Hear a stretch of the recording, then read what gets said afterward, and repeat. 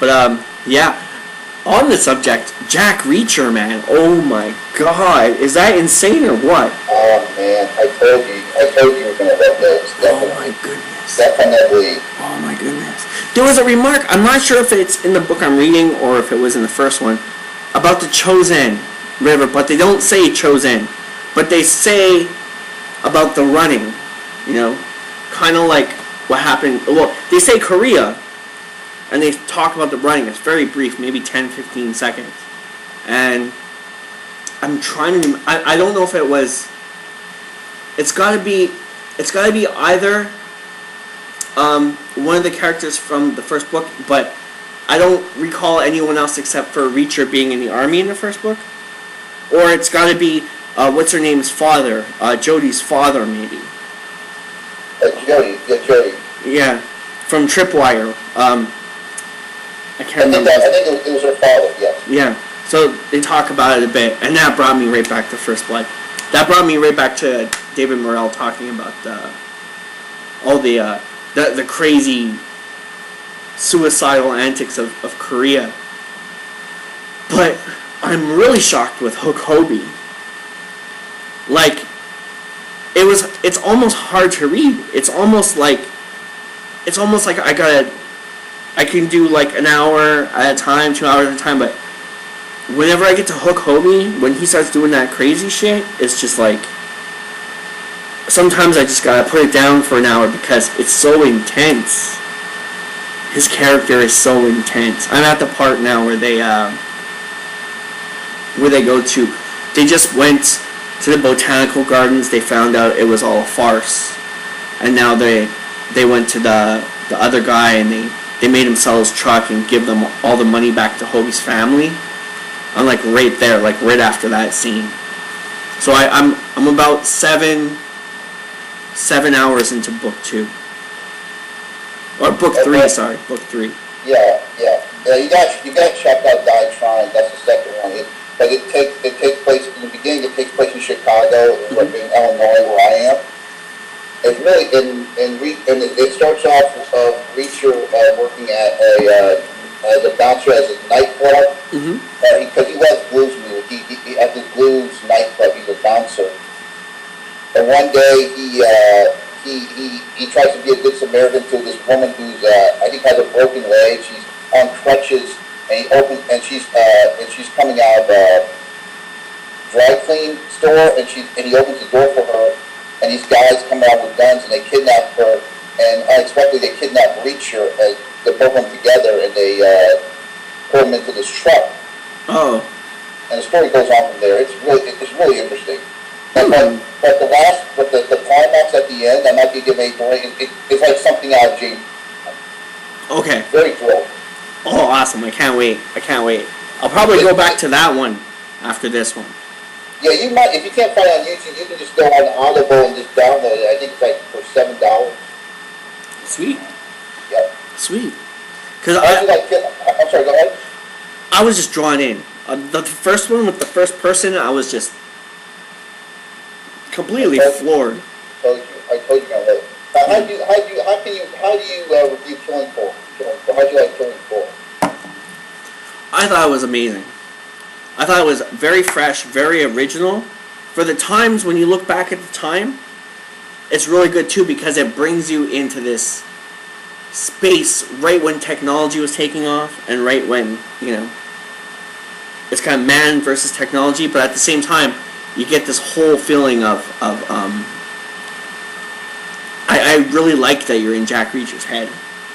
I really like that he makes analogies, and I really like that he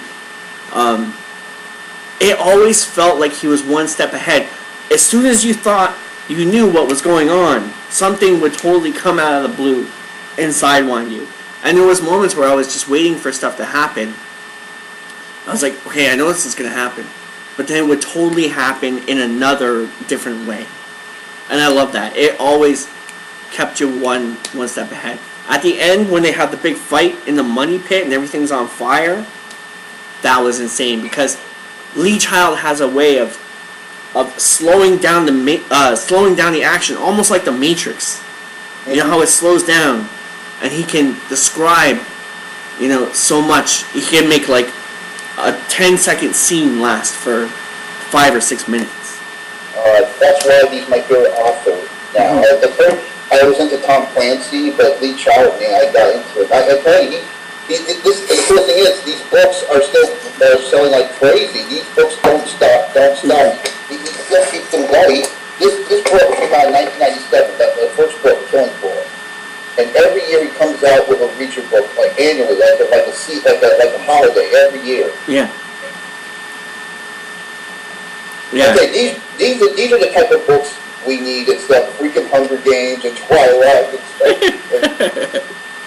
Some young kids today, most of the books turned into movies these days are like something like Hunger Games or Twilight. That new movie, Fault in Stars, which is being beaten by which is being edited to mile at the box office, which is bullshit.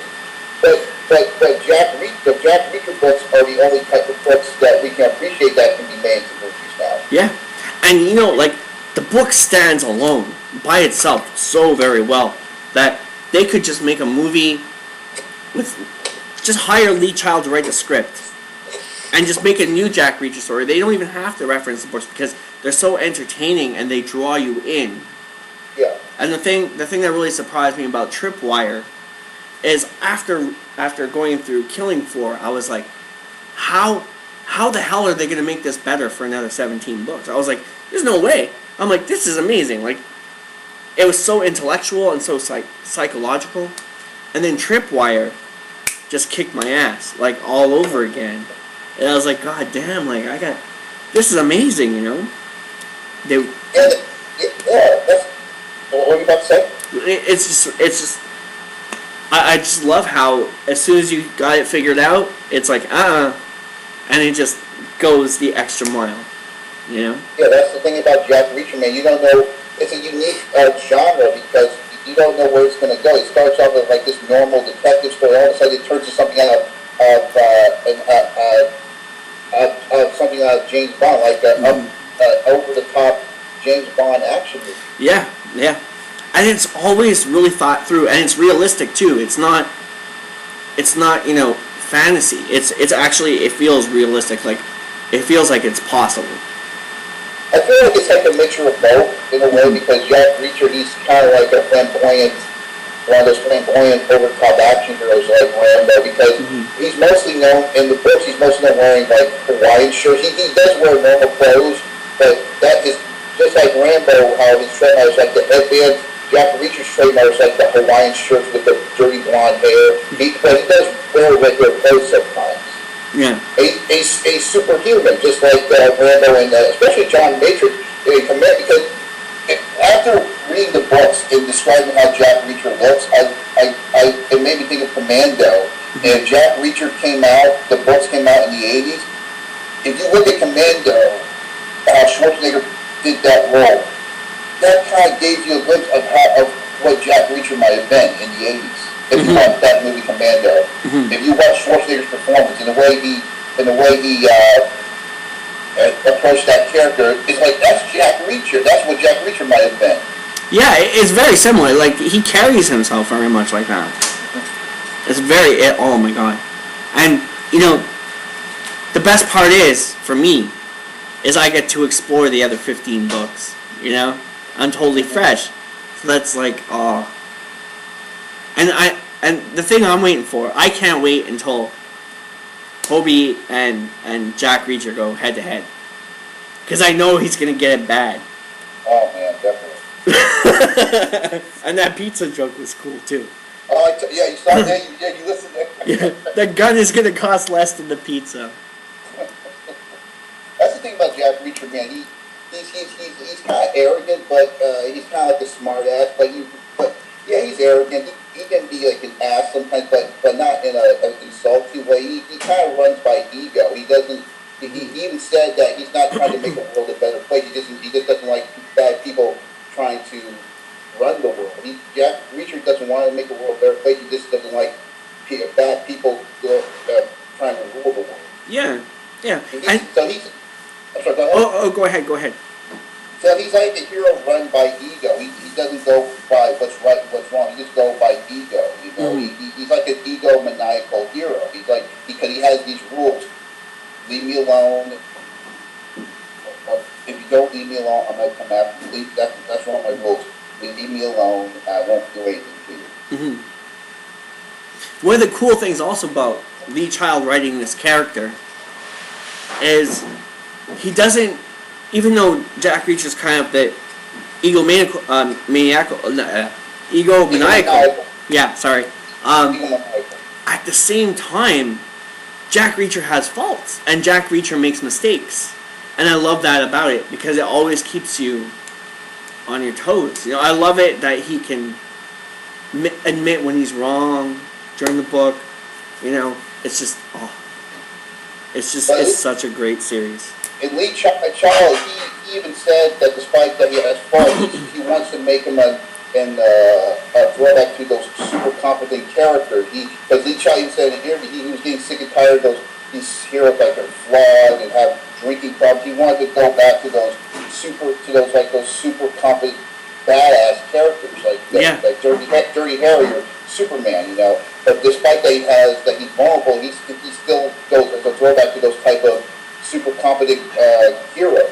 Yeah, we're missing that now because I can't remember like the last time I saw a movie that had that kind of character. It's kind of like evolved into this. Almost every man can be like that. When back in the day it was a specific, you know, like you were saying in your video with Zero Cool, like the Renaissance man. Yeah. You know, throwing it back to the Renaissance man. And we don't have any Renaissance man now, you know? So, it's great to see a character that can just go like that. Actually, I'm throwing a little nod to that into supporting Rambo. I'm gonna add the Wild Child Butler further up the road that Jack Reacher talks about when he's in the jail cell. Yeah. Yeah. And I really thought, you know, like that newspaper that he was reading in Killing Floor in the beginning when he was in the diner? Yeah. And then when he was in the jail cell, I thought that was going to come into play later on. The presidency? Yeah. So that's another thing I loved about it is Lee Child kind of gives you that one way, and then you're going one way, but then he totally sidewinds you with the bigger scope. You know, it's really great. Oh yeah, and that scene, that kind of shows you what kind of guy Reacher is. He doesn't care about politics despite he was in the military. He's kind of like Rambo. He doesn't care about left or right. He just walks through. And another thing about Jack Reacher, he's an atheist. He doesn't believe in religion. Oh, I could just imagine the rest of them, what they're going to be like. I was reading a review on Persuader, and they said it's non-stop action from beginning to end, so I can't wait to check that out. Also, because I really enjoyed the first-person narrative. Yeah. So it's gonna be cool to go from, you know, back and forth. Another cool book that came out, the one that came out in 2007, was called Bad Luck in Trouble, where Reacher teams up again with his former unit. Oh. Yeah. They reunite they go to Las Vegas. They reunite for one more job together. Oh, that kind of feels like a little Rainbow Six. Yeah, or the Expendables or something. Yeah. You know what? I'm thinking Expendables is looking. You know, I'm happy about Expendables. Like I thought about it for a long time, PG-13, and I really don't like the PG-13 because that means here it's going to be rated PG. Because America, the rating, the MPAA is slightly higher than ours. Like you guys got Rambo hard R, right? 18 over. We got it 16 plus. So I'm kind of like in and out about that. But I think that if we see different versions of the characters, you know, like I'm probably going to do a video on that. Like I want to see, because they're saying that a lot of this is going to be more serious, you know.